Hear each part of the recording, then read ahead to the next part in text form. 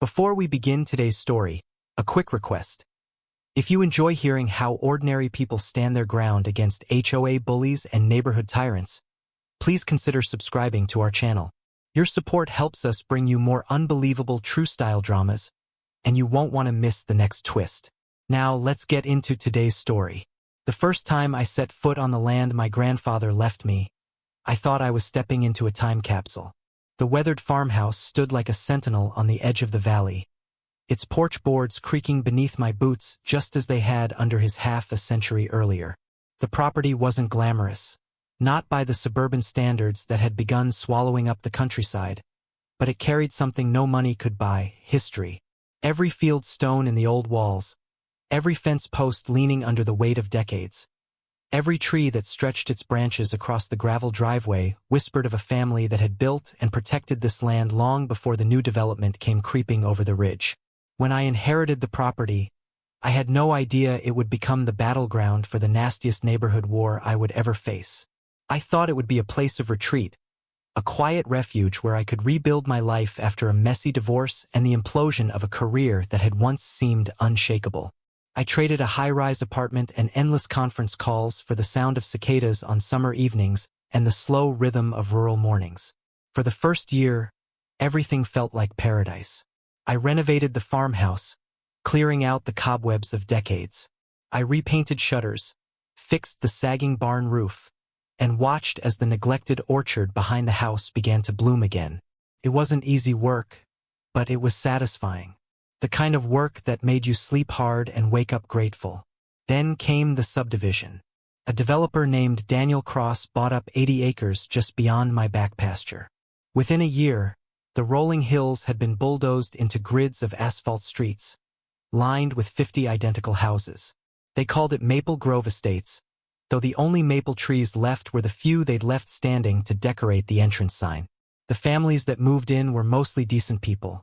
Young professionals with kids, retirees looking for quiet, and city escapees chasing some version of country living.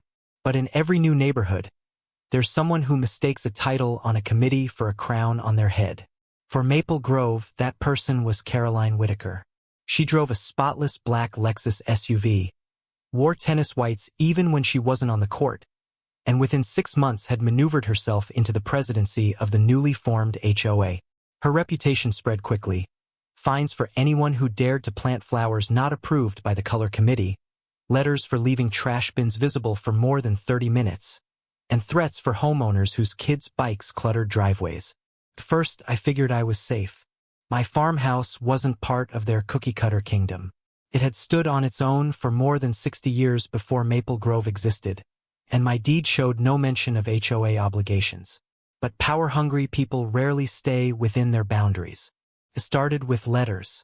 Official-looking envelopes appeared in my mailbox, stamped with the Maple Grove HOA logo. They claimed my barn was unsightly and a violation of community standards. They demanded I repaint the farmhouse in approved neutral colors. They even listed a $300 community fee that, according to them, all adjacent properties were required to pay for shared maintenance. I laughed at the first letter and tossed it in the fireplace. But the second came certified, signed by Caroline herself. And the third threatened legal action. Caroline was determined to treat my farmhouse as though it were just another unit in her suburban empire. It wasn't just letters. Soon, I began noticing Maple Grove residents parking in the gravel lane that cut across my property, claiming it was a shared access road. Joggers from the development ran through my orchard as if it were a public park. Kids rode their bikes down my private driveway, waving like it was part of their neighborhood playground. The final straw came one Saturday morning when I walked outside to find Caroline herself, clipboard in hand, marching across my porch. Without knocking, without even pausing, she scribbled notes while muttering about violations. She measured the height of my fence posts, photographed my peeling shutters, and shook her head like a queen disappointed in her subject. When she finally noticed me, she didn't apologize. She simply announced that Maple Grove would be holding a hearing to determine penalties for my noncompliance. That was the moment I realized I wasn't dealing with a pushy neighbor.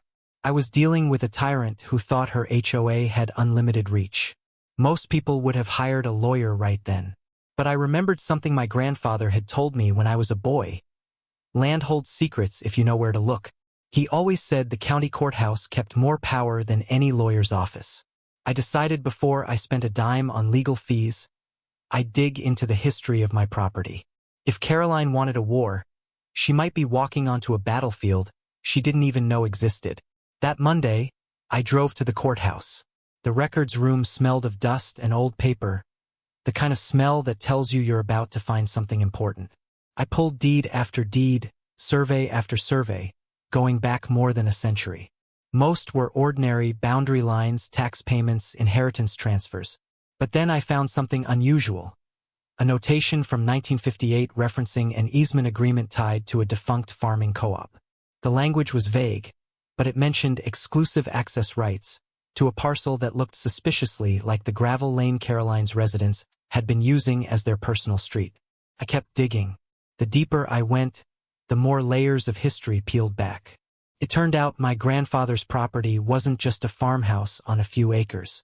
It was the original homestead of the valley, carved out before zoning laws, before subdivisions, before anyone thought of community boards and HOAs. And with that age came certain protections Caroline clearly had no idea existed. I left the courthouse with copies of every document I could find, my mind racing with possibilities. Caroline thought she could bully me with fines and fake authority. What she didn't realize was that my land might give me leverage over the very amenities her HOA depended on. As I drove home, I passed the Maple Grove entrance. Their stone monument sign gleamed in the afternoon sun, surrounded by carefully trimmed hedges. Behind it stretched the rows of identical houses, each one built on what used to be open pasture. Every driveway was full, every cul-de-sac lined with parked cars. And then it hit me. The gravel lane cutting across my land was the only access road to the overflow parking lot they used for block parties, guest vehicles, and community events. Without that lane, dozens of residents would have nowhere to park. Caroline had no idea that the very road her kingdom relied on might not belong to Maple Grove at all. The battle lines were drawn, even if she didn't realize it yet. And I had just uncovered the first weapon that could turn the entire fight in my favor. But as I stood on my porch that evening, watching Caroline's Lexus glide past the end of my driveway, clipboard still perched on her passenger seat, I knew this was only the beginning. She wouldn't stop at letters and threats. She would escalate, and I needed to be ready for whatever came next. The weeks that followed my courthouse discovery felt like living under a slow, creeping shadow. Caroline had decided my farmhouse was her personal crusade, and her tactics escalated with mechanical precision, as though she had rehearsed every step in advance. First, it was more paperwork. Notices appeared in my mailbox, this time printed on official HOA letterhead, stamped with Maple Grove's seal. They listed invented infractions in tidy bullet points: failure to maintain siding in accordance with community standards, non-compliant fencing height, storage of unapproved structures. I couldn't help but marvel at the creativity. My barn, older than every resident of Maple Grove combined, was now classified as an unapproved outbuilding. My grandfather's split-rail fence, which had marked the property line for 60 years, was now a safety hazard. Even the tractor parked under the lean-to was described as abandoned equipment lowering community values.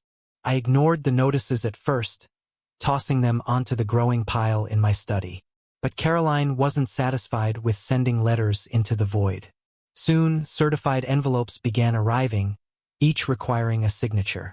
When I stopped signing, the HOA's private courier service began leaving the documents on my porch. By the end of the month, I had a stack of more than 30 official-looking papers, all threatening escalating fines. But letters were only the beginning. Caroline's true power came not from paper but from influence. She started whispering to her neighbors about me, framing my resistance as selfishness. To the young families, she painted me as the stubborn recluse who refused to modernize and was dragging down property values. To retirees, she portrayed me as unstable, someone who might let the farmhouse rot into an eyesore that would lower their investments. Her words spread like ivy through the cul-de-sacs, twisting their perception of me into something monstrous. I began to notice it in their behavior. Joggers who had once waved politely now avoided eye contact as they ran past. Kids no longer rode their bikes down the gravel lane. Their parents had clearly warned them away. Even at the small-town grocery store, I caught neighbors whispering when they saw me, glancing away quickly when I looked back. Caroline's campaign was working. She was turning the community against me before I had even lifted a finger in defense. But the most insidious tactic came in the form of physical intrusion. On several occasions, I woke to find strangers standing in my orchard, clipboards in hand, snapping photos of my farmhouse. They were inspectors hired by the HOA, documenting evidence of my supposed violations. One Saturday morning, I looked out my window to see a group of volunteers in bright vests measuring the slope of my driveway with a level. According to them, it was a drainage hazard that required immediate modification. It was harassment disguised as procedure, intimidation masquerading as authority. And all of it was happening on my land. Still, I refused to react emotionally. Instead, I kept gathering information. Every trespass was recorded with trail cameras I'd hidden around the property. Every notice was filed in labeled folders. Every whisper I overheard about myself in town was written down in a journal. Caroline thought she was building a case against me. In reality, she was writing her own downfall, one baseless claim at a time. Then came the breaking point. One evening in late autumn, I noticed bright lights glowing at the far edge of my land. At first, I thought it was hunters, but as I walked closer, I realized what was happening. The Maple Grove HOA had organized a neighborhood event, an outdoor movie night, and they had set up the entire gathering in the overflow lot at the end of the gravel lane. Dozens of cars were parked across my land, their tires chewing ruts into the frozen ground. A projector screen had been erected near my fence line, its poles hammered into the soil I paid taxes on. Children ran through my orchard with glow sticks, and folding chairs dotted the pasture like weeds. Caroline had effectively turned my property into the community's event space without so much as asking permission. I stood there at the edge of the crowd, unnoticed, my boots sinking into the cold earth. Anger boiled inside me, but beneath it was something sharper. Clarity. Caroline had just handed me the proof I needed. Not only were they trespassing en masse, they were doing so under the explicit direction of the HOA president. And I had the cameras, the documents, and the courthouse records to prove it. Still, I didn't storm in or confront anyone. I simply turned back to my farmhouse, flipped the switch on my porch light, and watched from a distance as the party continued late into the night. Caroline thought she was humiliating me, parading her authority on my land. What she didn't know was that every passing minute tightened the noose she'd unknowingly slipped around her own neck. The next morning, I laid out the evidence on my kitchen table. Deeds, surveys, easement records, photographs, timestamps from trail cameras. It looked less like a farmhouse table and more like a war map. My grandfather's voice echoed in my mind. Land holds secrets if you know where to look. And the secret was now plain as day. Maple Grove had been built on the assumption that their overflow lot and access lane were community property. In reality, both belonged to me. Caroline's empire was balanced on stolen ground. But I knew better than to launch my counterattack too early. If I pushed now, I'd look like the bitter loner striking back at the friendly neighborhood HOA. Timing was everything. I needed Caroline to overreach, to push so far past the line of reason that her own neighbors would question her. Only then would the truth about my property hit with the full weight of revelation. And Caroline, as if on cue, delivered exactly what I needed. 2 weeks after the movie night, a notice arrived announcing an emergency community hearing. The agenda listed my property as the primary item, with proposed actions including mandatory structural modifications, architectural compliance measures, and financial penalties for extended non-compliance. Caroline wasn't just planning to fine me anymore. She was preparing to strip me of control over my farmhouse entirely. That was her mistake. By pushing for eviction-level measures, she was about to give me the platform to reveal everything. The easements, the trespassing, the parking lot, the orchard, and most importantly, the ownership rights she had never bothered to research. As I filed the latest notice in my cabinet, I felt something shift inside me. I was no longer the man retreating to a farmhouse after a broken life.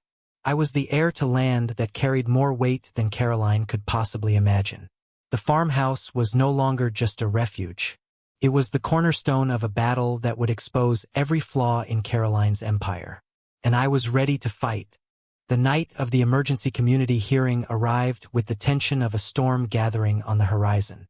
Even before I stepped out of my farmhouse, I could hear the faint hum of voices carrying across the valley, spilling out from the brightly lit community center at the edge of Maple Grove. The HOA had called its members together, and Caroline had made certain every seat would be filled. For most of the day, I had prepared like a soldier before battle. My kitchen table was stripped bare, replaced with stacks of photocopied deeds, surveys, and courthouse notations. Trail camera photographs were neatly arranged in folders, timestamps visible in bold red digits. I had even highlighted passages of the county code that Caroline had conveniently ignored in her crusade against me. Everything was ready, every piece of evidence lined up like ammunition. Yet, as I buttoned my coat and headed out into the night, a thought echoed in my mind. Timing was everything. If I revealed too much too soon, Caroline would regroup and twist it into another attack. But if I waited, if I allowed her arrogance to crest at the perfect moment, the fall would be that much harder. When I arrived, the parking lot was already overflowing. Ironically, spilling cars onto the gravel lane and overflow area that I now knew was legally mine. I parked on the far edge, the only truck among rows of polished SUVs and sedans, and walked toward the glass doors. Inside, the air was thick with chatter and the bitter tang of burnt coffee. Folding chairs lined the walls, and every seat was taken. At the front of the room, beneath a banner reading Maple Grove Homeowners Association special session, Caroline stood like a conductor preparing to lead an orchestra. Her navy blazer gleamed under the fluorescent lights, and the ever-present clipboard was tucked under her arm like a scepter. To her right sat 3 board members, their expressions dutifully stern. To her left, a stack of binders and folders, the arsenal she planned to unleash against me. When she saw me enter, her lips curled in satisfaction. This was her stage, her moment of triumph. She had spent weeks building a narrative that painted me as the problem neighbor, the non-compliant outsider threatening the harmony of her carefully manicured kingdom. Tonight, she would deliver the final blow. I took a seat at the back, the murmur of conversations dying down as Caroline tapped her clipboard against the podium. The hearing began with pleasantries, updates on landscaping contracts and snowplow scheduling, but it was clear everyone was waiting for the main event. Finally, she arrived at the agenda item labeled simply, Farmhouse Property Noncompliance. Caroline launched into her performance with the confidence of a prosecutor delivering closing arguments. She presented photographs of my barn, printed in glossy color, the peeling paint circled in red. She displayed charts comparing property values with and without compliance, complete with fabricated statistics showing how my farmhouse supposedly lowered Maple Grove homes by 10%. She read from the HOA's architectural guidelines, twisting the vague language to imply that even non-member properties were subject to community standards. Each claim was punctuated with nods from her loyalists in the crowd. I could see heads shaking in disapproval, whispers exchanged. Neighbors who had never once set foot on my land now convinced I was dragging their investments into ruin. Caroline wielded fear like a weapon, stoking it with every slide, every chart, every photo angle to make my home look more like a condemned shack than a piece of living history. For nearly an hour, she hammered away, her voice rising with each accusation. She spoke of fines, of penalties, of legal remedies. She even floated the idea of petitioning the county to condemn my property if I continued to resist. The audacity of it almost made me laugh, but I kept my face still. This was exactly what I needed. Caroline was overreaching, showing not just her hand but the entire deck. When she finally concluded, the room was buzzing with tension. Some residents clapped, others exchanged uneasy glances. Caroline basked in the moment, her eyes sweeping across the crowd until they landed on me. It was then that the board chair asked if I had anything to add. I rose slowly, the folder of documents under my arm, and walked to the front of the room.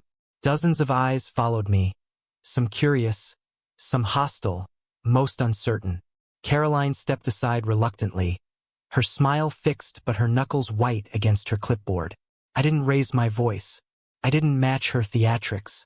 Instead, I laid my documents on the table, opened the first folder, and spoke with calm clarity. I explained that my property was not, and had never been, part of Maple Grove Estates. I cited the deeds, the surveys, the grandfather clauses. I held up photographs from my trail cameras showing HOA volunteers trespassing, measuring, photographing, and parking on land that did not belong to them. Murmurs rippled through the crowd as I revealed the notation from 1958, the easement agreement that gave my family exclusive access rights to the gravel lane. The very lane Maple Grove relied on for their overflow parking. The very lot Caroline had turned into her personal event space. I stopped short of revealing everything. I didn't mention the full extent of my ownership over the lot. I didn't discuss the potential leverage it gave me. Not yet. Timing was everything. Tonight was about planting seeds, showing the first cracks in Caroline's perfect facade. As I closed my folder and returned to my seat, the room buzzed with confusion. Some residents whispered to one another, clearly questioning what they had just heard. Others looked at Caroline, waiting for her response. For the first time, I saw her composure falter. She stammered about misunderstandings and pending reviews, promising the board would investigate. But the certainty in her voice was gone. The Queen of Maple Grove had been forced to retreat, if only slightly. When the meeting adjourned, I left quietly. Outside, the cold night air felt sharper, cleaner. I watched as residents walked to their cars. Most of them parked squarely on land they assumed was theirs but I knew was mine. Caroline lingered near the entrance, her phone pressed to her ear, her expression a mask of fury. As I drove away, headlights flickering across the gravel lane, I realized the battle had officially begun. Caroline wouldn't accept defeat. She would escalate further, pulling every string she could. But now, I had something she didn't.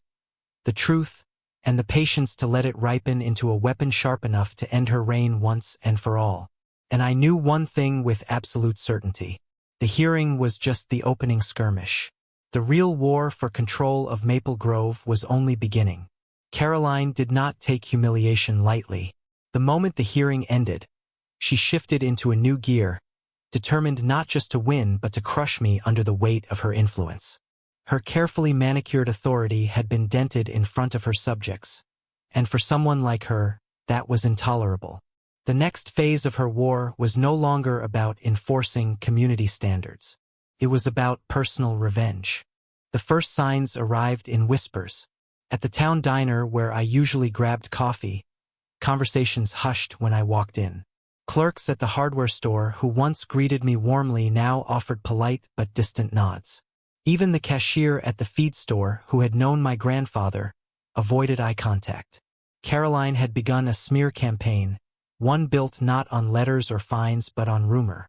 I heard the phrases secondhand. Unstable, hostile, dangerous. She twisted my quiet independence into menace, suggesting to neighbors that I was a recluse harboring grudges, a man unwilling to play by the rules. She spoke of my divorce as evidence of my volatility, implying that if I couldn't keep a family together, how could I be trusted to be part of a community? And the lies grew sharper. Soon, I was accused of threatening volunteers who stepped onto my land, of shouting obscenities from my porch, of letting my property fall into disrepair out of spite. None of it was true, but truth mattered less than repetition. Caroline had a platform and she knew how to use it. By the end of winter, I was no longer just the man in the farmhouse. I was the villain of Maple Grove's collective imagination. But rumors were only the beginning. Caroline weaponized the HOA's resources with frightening efficiency. She organized a neighborhood safety patrol, a group of clipboard-carrying volunteers tasked with monitoring suspicious activity. It was a thin disguise for harassment. They walked the boundary of my property daily, snapping photos of my farmhouse, my barn, even my mailbox. They logged the comings and goings of delivery trucks, scribbled notes when I cut firewood, and took photographs of my tractor tracks in the snow as if documenting a crime scene. It was surveillance, pure and simple, a theater of intimidation meant to make me feel surrounded. The next blow came in the form of official paperwork. Caroline filed a complaint with the county's code enforcement office, alleging that my farmhouse was structurally unsound and a hazard to community safety. An inspector arrived on a gray morning, clipboard in hand, his boots heavy on my porch. He spent 2 hours crawling through my cellar, measuring the slope of my roof, tapping on beams. When he finished, his expression betrayed annoyance more than concern. My grandfather's craftsmanship had outlasted half the houses in Maple Grove, and the inspector admitted, almost begrudgingly, that the farmhouse was in excellent condition. But Caroline didn't need the county to condemn me. She only needed the spectacle of the attempt. By the next week, whispers circulated that county officials were investigating the farmhouse, twisted into proof of danger. And then came the media. One Saturday morning, I looked out my window to find a local news van idling at the edge of the gravel lane. A young reporter, barely out of college, rehearsed lines into a microphone while her cameraman framed the farmhouse in his lens. Caroline stood beside her, gesturing grandly toward my land, her voice carrying just enough for me to hear phrases like community safety and refusal to cooperate.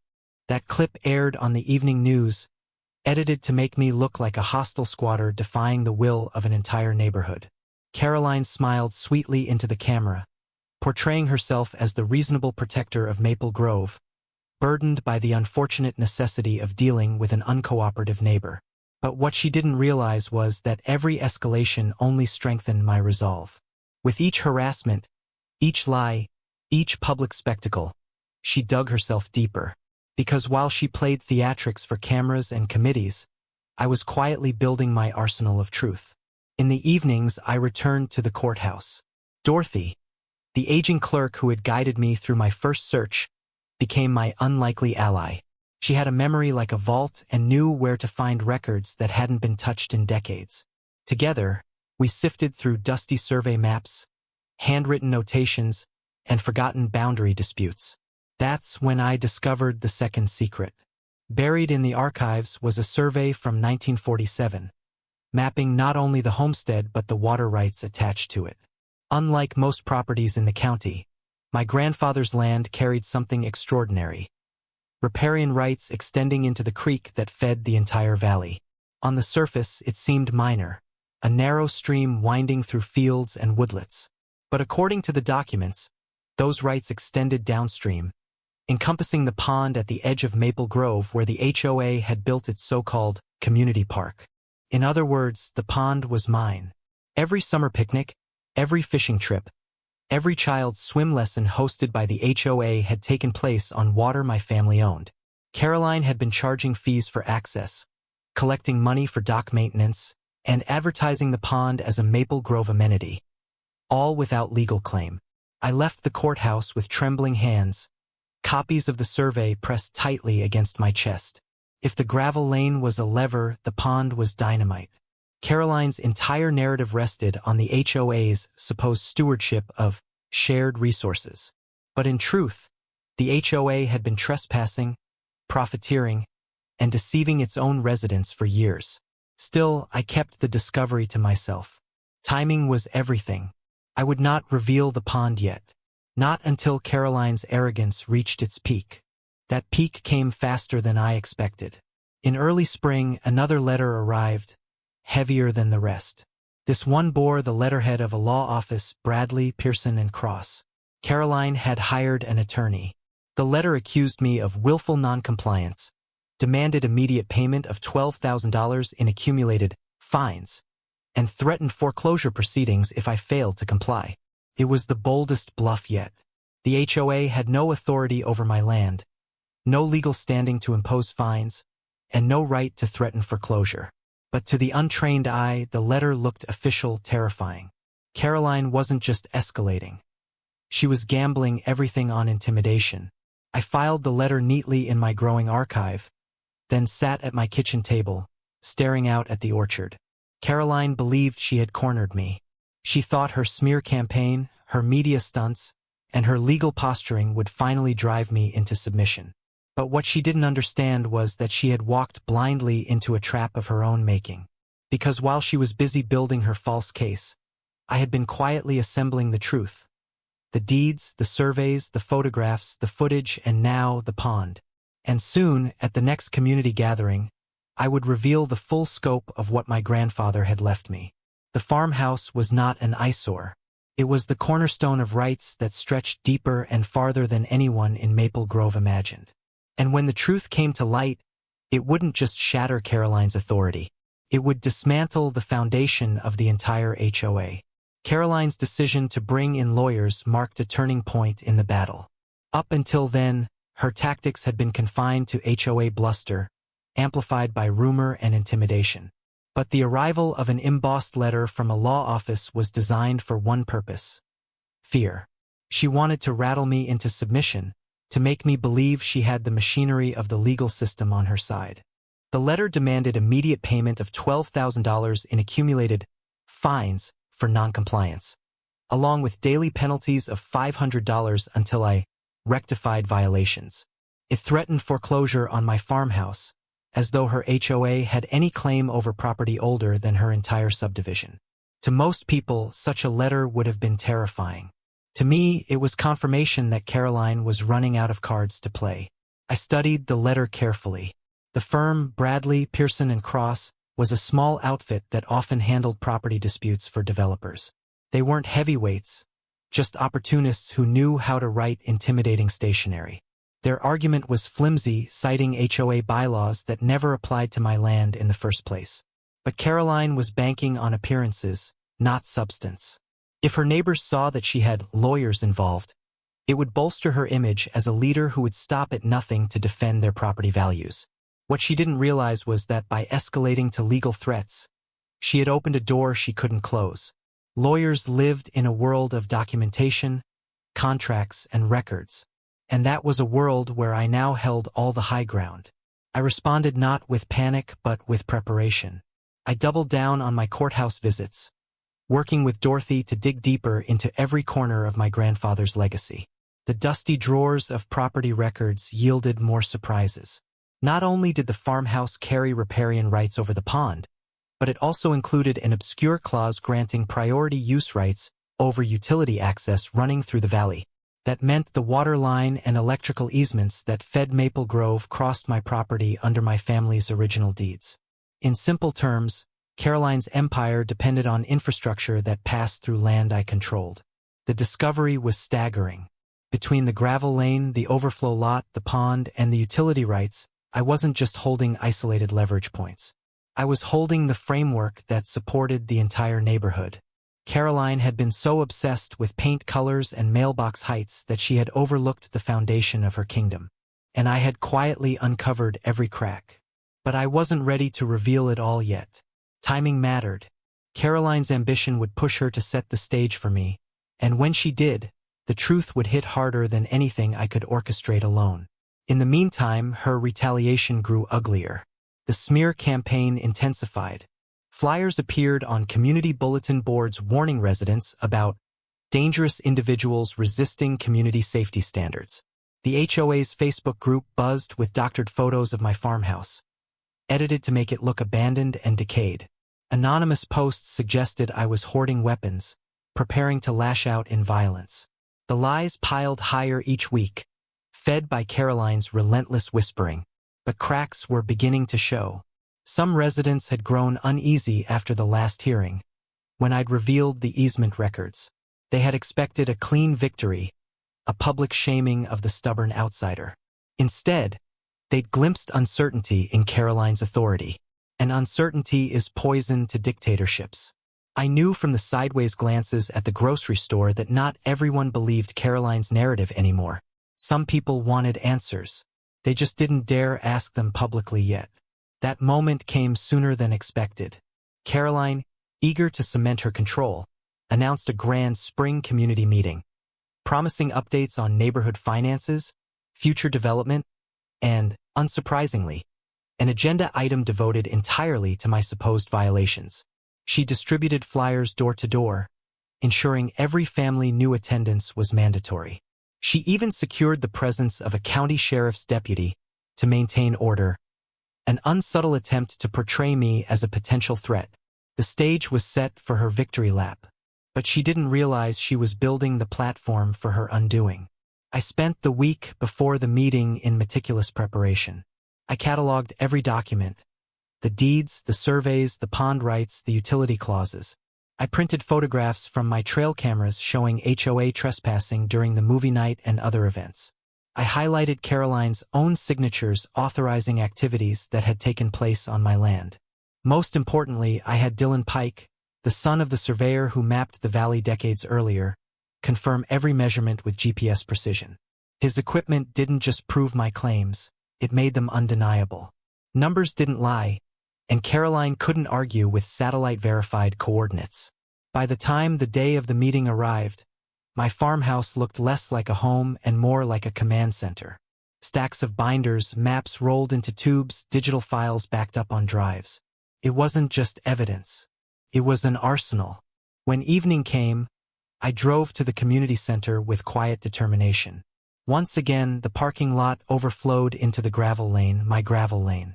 Neighbors milled about, clutching Caroline's neatly printed agendas. The deputy stood near the entrance, arms crossed, scanning the crowd as though expecting a riot. Inside, the room hummed with anticipation. Caroline stood at the podium, pearls gleaming under the lights, her expression the picture of composure. She thrived on theater, and tonight was her grand performance. She began with financial updates, boasting of the HOA's responsible management and successful community events. She spoke of rising property values, pointing proudly to charts that glowed on the projector screen. She saved my agenda item for last, building suspense like a magician preparing a final trick. When she finally turned her focus on me, her tone shifted. She spoke with righteous fury, describing my farmhouse as a blight, my resistance as selfishness, my presence as a threat to everyone's investments. She brandished the lawyer's letter like holy scripture, insisting that the HOA had full legal authority to impose fines and even foreclose if necessary. The crowd murmured, caught between fear and loyalty. Caroline's words dripped with certainty. To many, it sounded like the end of the story. But then came my turn. I stood slowly, binder under my arm, and walked to the front. Caroline stepped back, her smile taut, confident I had nothing that could match her polished performance. I began simply, laying out the easement records once again.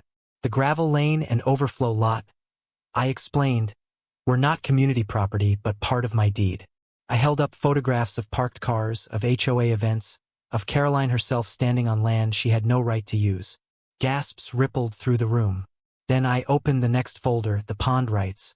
I explained the riparian clauses, the surveys, the signatures from county records. The pond that the HOA had charged fees for, the pond they'd advertised as their amenity, legally belonged to me.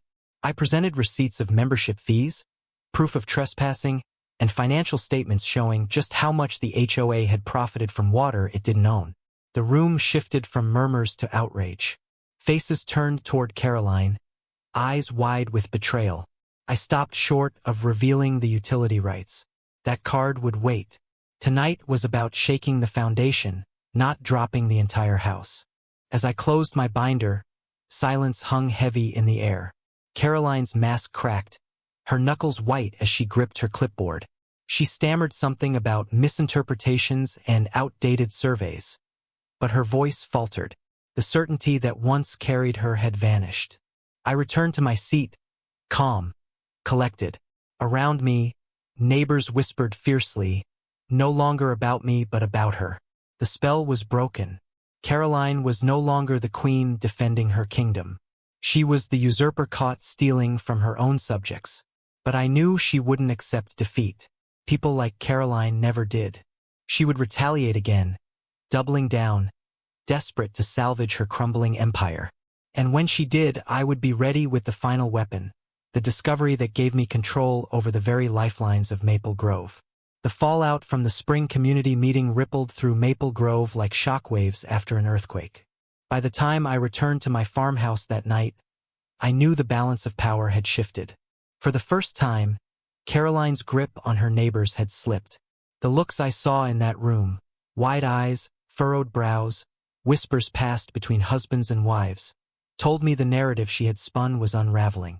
But people like Caroline don't surrender. They double down. The next week was a masterclass in desperation. Flyers appeared again, this time more aggressive. They warned of fraudulent claims being made by a hostile outsider, dismissing my evidence as outdated paperwork and fabricated surveys. The HOA's Facebook page lit up with posts from her loyalists, parroting her words, insisting I was twisting the law to attack the community. A few even claimed my documents were forged. Caroline herself grew bolder. She went door to door, her polished Lexus parked conspicuously at the curb, convincing families that I was plotting to sue them individually for trespassing. Fear spread quickly. No one wanted to imagine losing access to the pond or the overflow lot they had taken for granted. Caroline knew this, and she wielded fear like a blade. But while she scrambled to regain her throne, I was preparing the weapon that would end her reign for good. I spent days combing through my grandfather's files again, cross-referencing every clause with the courthouse records. The discovery of the utility rights still burned in my mind. Water lines, electrical conduits, even drainage easements, every one of them crossed land described in my deed. At the time, it had seemed like an obscure technicality. But the more I studied it, the more I realized the implications. Maple Grove didn't just rely on my gravel lane for overflow parking or my pond for summer recreation. The entire subdivision depended on infrastructure that cut through my property. If those rights were exercised, Caroline's kingdom could be crippled overnight. I brought Dylan back with his GPS equipment to confirm every inch of the boundaries. Together, we walked the edges of my fields, tracing the paths of buried lines. The results were irrefutable. The HOA's water mains passed directly beneath my orchard. The electrical feed to half the subdivision cut across a strip of my pasture. Even the stormwater drainage that kept their streets from flooding emptied into ditches carved through my woods. It was all mine. I didn't need to threaten to shut them down. The simple fact that the HOA had failed to secure easements made Caroline's empire a legal house of cards. If pushed, I could force renegotiations on every service Maple Grove relied on. She had been playing checkers with paint colors and mailbox heights. I was holding the chessboard beneath her entire neighborhood. But I knew I had to handle it carefully. Revealing too much too quickly could backfire. If I came across as vindictive, I would lose the moral ground I'd fought to hold. Instead, I built a plan. The next HOA meeting, scheduled for early summer, would be Caroline's last stand. I would walk in with not only proof of my rights but a proposal. A fair, reasonable agreement that would make me the opposite of the villain Caroline had painted me to be. If the neighbors saw me offering compromise while she clung to lies, the choice would be obvious. Meanwhile, Caroline continued her campaign of character assassination. She organized another safety patrol, volunteers in reflective vests who paced the edge of my property daily. They scribbled notes, took photographs, and pretended their presence was official. It was laughable, but it wore on the nerves. I learned to tune out the crunch of their boots in the gravel, the flash of their cameras in the trees. Then came her boldest move yet. She attempted to involve law enforcement. One Friday afternoon, a sheriff's deputy knocked on my door, holding a complaint filed by the HOA. According to Caroline, I had verbally threatened board members during the last meeting. The deputy, a tired-looking man who had probably mediated more neighborhood squabbles than he cared to count, listened patiently as I produced recordings from my phone. They proved the opposite, that Caroline had raised her voice and accused me of hostility while I had remained calm. The deputy left shaking his head, clearly annoyed at being dragged into suburban theater. But the damage was done. Caroline had shown her neighbors she was willing to use the sheriff's badge as a prop in her show. For some, it inspired fear. For others, it revealed just how far she was willing to go. The stage was set for the summer meeting. When the evening arrived, I could feel the tension from the moment I pulled into the lot. Once again, cars overflowed into the gravel lane, my gravel lane, and parents herded children toward the community center as though attending a trial rather than a gathering. The deputy was back, stationed near the door, arms folded. Caroline stood at the front, her pearls gleaming, her smile taut. She launched immediately into her performance, calling me a serial non-complier and warning of crippling lawsuits if I continued resisting. She waved fresh paperwork from her lawyers, claiming the HOA was preparing to pursue damages. Her voice carried with the confidence of someone who believed she still had the crowd in her grip. But when it came time for me to respond, I didn't counter her with anger. I countered her with precision. I laid out the evidence of utility rights, presenting maps, surveys, and notarized copies from the courthouse. I explained in simple terms that the HOA had built its infrastructure without securing proper easements, and that legally, every water line, electrical conduit, and drainage pipe crossing my land required my permission. Murmurs filled the room. Eyes widened. The implications sank in fast. Without my cooperation, Maple Grove's very lifelines were vulnerable. Then I did the one thing Caroline never expected. I offered a solution. I presented a proposal. A formal agreement granting Maple Grove continued access to all easements, the pond, and even the overflow parking lot, at rates far below market value. Parking for $25 a month per household. Pond access for $100 a year per family. Utility easements granted permanently in exchange for a modest community fund dedicated to property upkeep and environmental stewardship. It was generous. It was reasonable. And it was undeniable proof that I wasn't the villain Caroline had painted me to be. The room erupted in whispers. Parents leaned toward one another, calculating the savings compared to what they were already paying. Retirees nodded, relief on their faces. Even Caroline's loyalists looked uncertain, their faith shaken by the contrast between her fear-mongering and my calm generosity. Caroline tried to recover, insisting I was bluffing, that the documents were false, that no judge would ever enforce such claims. But her voice no longer carried authority, carried desperation. The board voted that night. By an overwhelming majority, they agreed to table Caroline's fines and review my proposal in detail.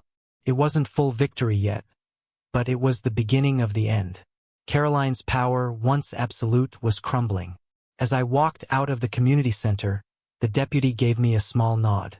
The neighbors who once avoided my gaze now met my eyes, some even offering cautious smiles. The tide had turned, but I knew Caroline wasn't finished. People like her never walk away quietly. She would dig in, find new ways to resist, to undermine, to sabotage.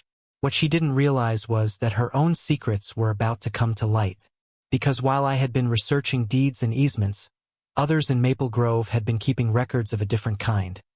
Records that exposed the corruption festering inside her HOA. The days after the summer meeting were strangely quiet. For the first time in months, my mailbox wasn't stuffed with threats disguised as notices. No inspectors trespassed across my fields. No volunteers paced the edge of my orchard with clipboards. Caroline had been dealt a serious blow, and though she wasn't finished, she was retreating to regroup. But the silence wasn't victory. It was tension, like the air before a storm, charged and waiting. I spent the time repairing the farmhouse porch, repainting shutters, and tending to the orchard. Neighbors who had once looked at me with suspicion now slowed their cars when they passed, sometimes even raising a hand in cautious acknowledgement. The tide of opinion had shifted. They had seen me offer fairness where Caroline offered only fear, and people remembered generosity longer than threats. Still, I knew Caroline was plotting, and I didn't have to wait long to see the shape of her next move. It arrived not in the form of another letter or fine, but through an unexpected visitor. One afternoon, as I stacked firewood near the barn, an older man from Maple Grove walked down the gravel lane.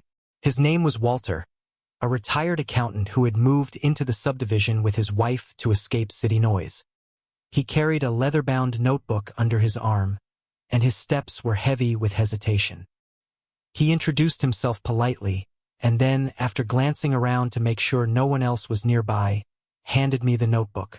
Inside were pages of handwritten notes, stapled receipts, and photocopied bank statements. At first, I didn't understand, but then Walter explained, quietly, nervously, that he had been keeping records of HOA finances for over a year. What he uncovered was staggering. Caroline hadn't just been running a campaign of intimidation. She had been siphoning HOA funds for her own use. The notebook revealed irregularities in landscaping contracts, with checks written to companies that didn't exist. There were unexplained administrative fees withdrawn in round numbers. Receipts for luxury items, restaurant bills, spa treatments, even a payment for a weekend stay at a resort, buried under vague line items labeled community expenses. Caroline had been using the HOA's coffers as her personal account. Walter admitted he had tried to raise the issue quietly with the board, but Caroline's influence was so strong, they dismissed him as mistaken. He didn't want to be the target of her wrath, so he stayed silent, until the meeting where I revealed the pond and utility rights. That night had changed something in him. He saw that Caroline wasn't untouchable, and he realized that if her empire could be shaken, maybe it could also be toppled. As I flipped through the notebook, my mind raced. This was the missing piece. I had spent months proving my rights over land, water, and utilities. But Caroline's corruption tied everything together. It wasn't just that she overreached, it was that she had abused the very people she claimed to protect. The evidence was damning, but it had to be handled carefully. If I revealed it too soon, Caroline would dismiss Walter as bitter or fabricate explanations. But if I waited, if I combined it with the arsenal I had already built, the effect would be catastrophic. I thanked Walter and promised to keep his identity confidential. He nodded with relief, leaving the notebook in my hands. As he walked back toward Maple Grove, I realized I wasn't fighting this battle alone anymore. The cracks in Caroline's crown were spreading, and her subjects were beginning to turn. Over the next few weeks, more neighbors approached me quietly. A young mother slipped me a photograph of a letter Caroline had sent her, threatening fines if her children's toys weren't kept inside at all times. A retired couple admitted they had been fined for leaving their trash bin at the curb for 45 minutes too long. A father confessed he had been forced to pay pond fees, even though he never once used it. Piece by piece, Caroline's tyranny was being exposed, not by me, but by her own people. Meanwhile, Caroline launched her counteroffensive. Billboards appeared at the subdivision entrance, boasting about Maple Grove's award-winning community standards. She hosted glossy events, wine tastings, charity drives, movie nights, each one staged to distract from the murmurs of discontent. She doubled down on appearances, but behind the smiles, I could see the cracks widening.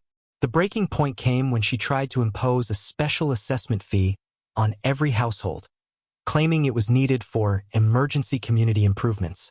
The fee was steep, hundreds of dollars per family, and no one could explain exactly what the money would fund. Whispers spread fast. Some residents quietly refused to pay, emboldened by the questions they had seen raised at the last meeting. Others demanded answers Caroline couldn't convincingly provide. For the first time, Caroline faced open defiance. I knew the moment had come. The next community meeting was scheduled for midsummer. Caroline would once again take the stage, and once again, she would expect to crush dissent. But this time I would not come alone. I would bring Walter's notebook. I would bring the neighbors' testimonies. And I would bring every deed, every easement, every survey that tied Caroline's fraud to her reckless overreach. The days leading up to the meeting felt electric. I organized the evidence into binders, each labeled and color-coded. One binder for land rights, another for pond access, a third for utilities, and now a fourth for financial corruption. I rehearsed my presentation late into the night, making sure it was clear, calm, undeniable. On the evening of the meeting, the community center was packed to the walls. The air hummed with anticipation, neighbors speaking in low voices, glancing at me as I entered. The deputy was there again, stationed near the door, his expression unreadable. Caroline stood at the podium, pearls gleaming, smile rigid. She began as always, rattling off accomplishments, praising the community spirit, warning about threats to property values. But this time, her voice lacked its former confidence. She knew the tide was turning. When my turn came, I didn't waste words. I opened Walter's notebook, holding it up for the board to see, then laid it open on the table. I explained the financial irregularities, pointing to checks, receipts, and statements. I showed how HOA funds had been siphoned into personal luxuries, how community expenses had funded Caroline's lifestyle. Gasps filled the room, louder than any I had heard before. Then I laid out the binders one by one: land, pond, utilities, finances. Together, they painted a picture so clear, so damning, that even Caroline's most loyal supporters shifted uncomfortably in their seats. Caroline tried to laugh it off, to wave her clipboard like a shield, insisting the receipts were fabricated, the surveys outdated, the neighbors confused. But her voice shook. Her mask was cracking. By the time I closed my final binder, the room was silent. Not with fear, but with the weight of realization. Caroline's empire was built on lies, intimidation, and theft. And everyone knew it. The board announced an emergency vote for the following week to determine whether Caroline would remain president of the HOA. I left the meeting knowing the endgame had begun. Caroline would not go quietly. She would fight, claw, and scheme to the very last moment. But her days of unchecked power were numbered, and I was ready for the final battle. Caroline had always thrived on control. For months, she ruled Maple Grove with the certainty of someone who believed no one would ever challenge her. But after the midsummer meeting, when the board announced a vote on her presidency, something snapped. The woman who once carried herself like royalty was now fighting with the frantic energy of someone watching her empire collapse beneath her feet. Her campaign of desperation began the very next day. She flooded the community with glossy mailers, printed in full color, proclaiming her as the protector of Maple Grove. Each flyer painted me as a villainous recluse who was manipulating neighbors for personal gain. She claimed my documents were forgeries, my evidence fabrications, my intentions malicious. Her words grew harsher, no longer just about compliance or community standards, but about morality itself. To her, I was the enemy of decency, the man who wanted to destroy their way of life. The flyers didn't stop there. She hired a graphic designer to create charts and diagrams that twisted numbers into propaganda.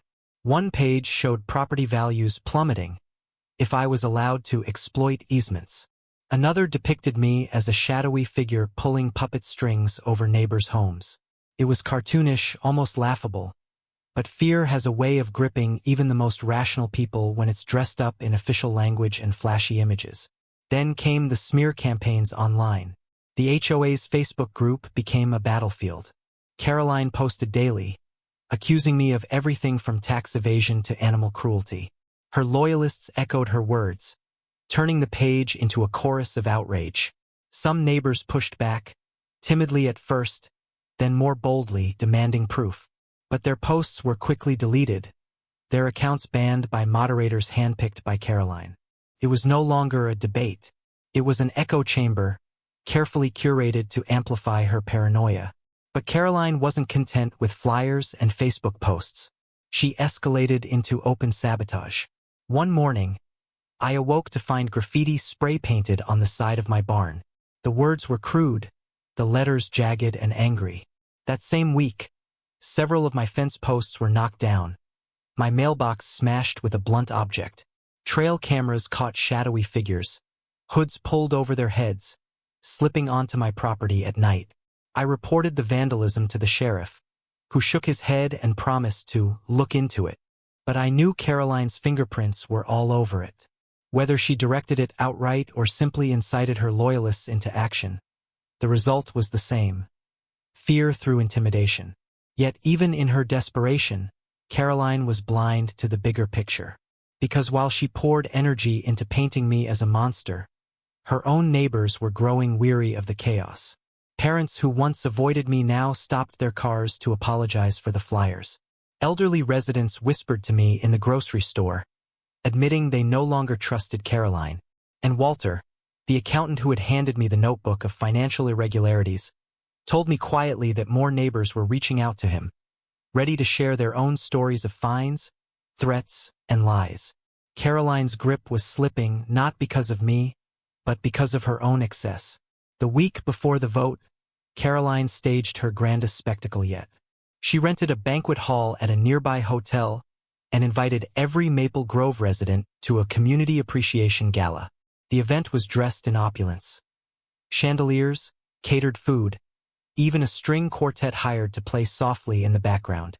Caroline arrived in a designer gown, her pearls catching the light as she welcomed guests with the smile of someone trying to pretend nothing was wrong.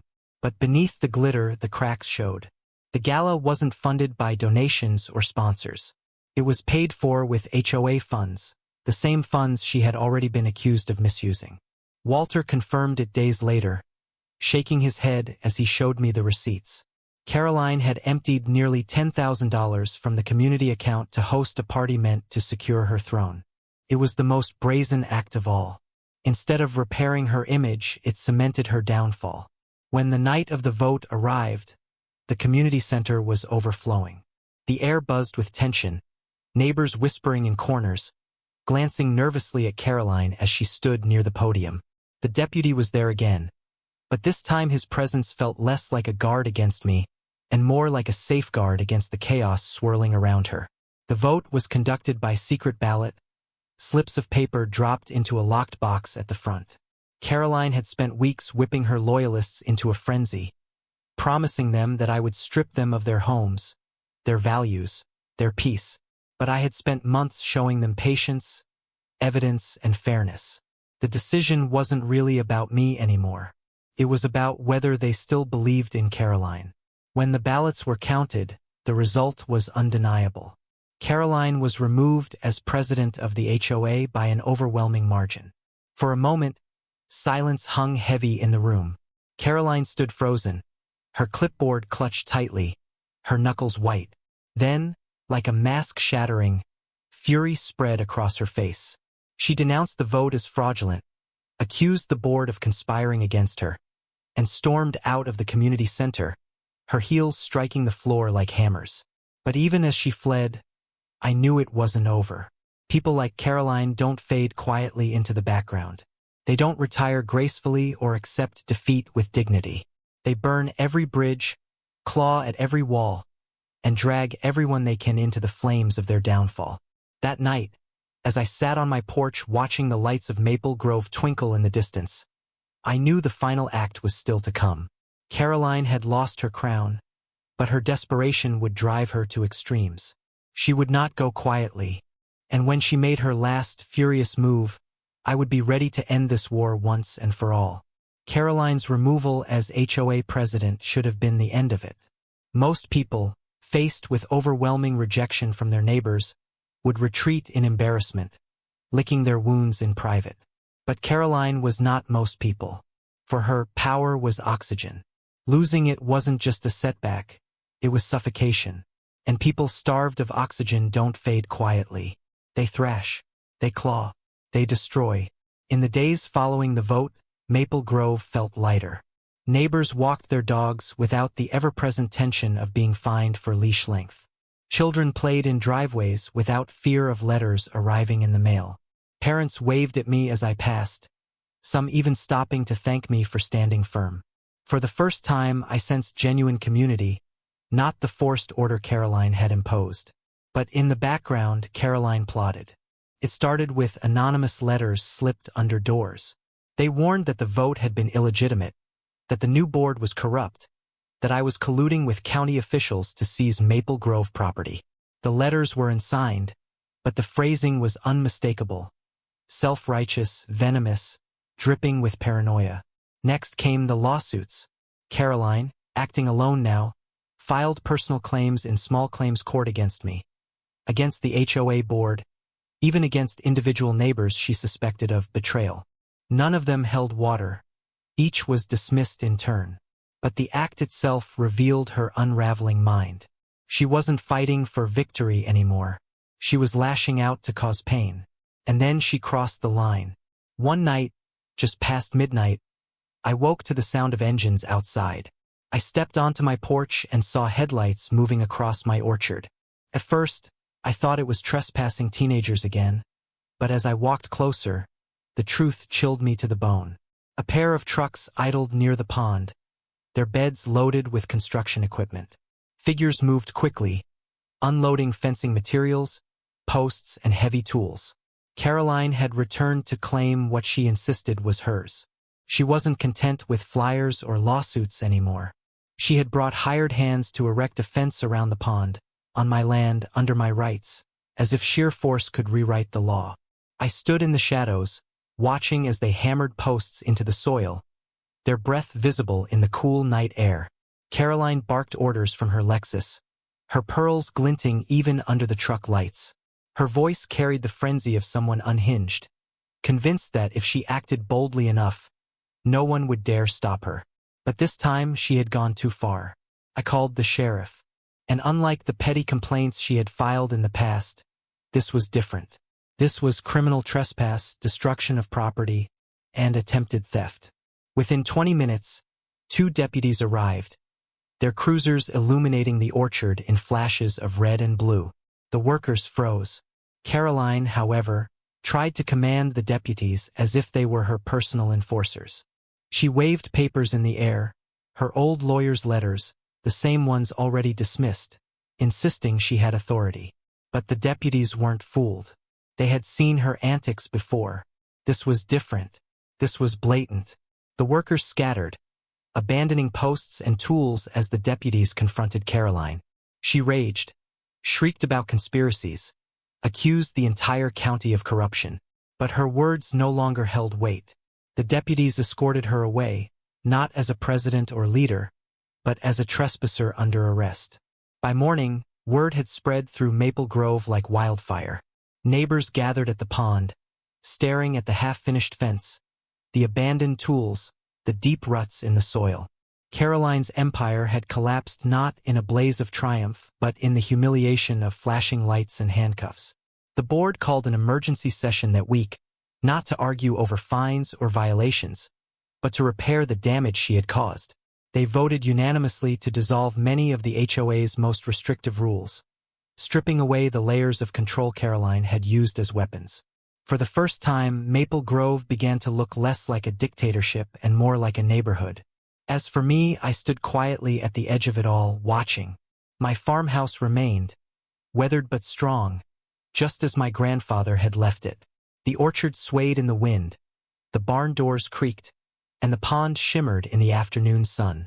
My rights had been tested, challenged, nearly stolen, but in the end they endured. Neighbors who once avoided me now stopped by with pies, with thanks, with apologies. Children rode their bikes down the gravel lane again, not as trespassers but as friends. Even Walter, the quiet accountant, shook my hand with a smile of relief. And Caroline? She vanished. Rumors swirled. Some said she moved to another state. Others claimed she was fighting lawsuits of her own, still clinging to her clipboard somewhere else. But for Maple Grove, she was gone. The spell she had cast over the neighborhood was broken. That night, as I sat on the porch watching the sun sink behind the hills, I thought of my grandfather's words. Land holds secrets if you know where to look. He had been right. The farmhouse wasn't just a home. It was a fortress of history, of rights earned and defended. And though Caroline had tried to erase it, the land itself had protected me, just as it always had. The battle was over. The farmhouse stood, and Maple Grove at last was free.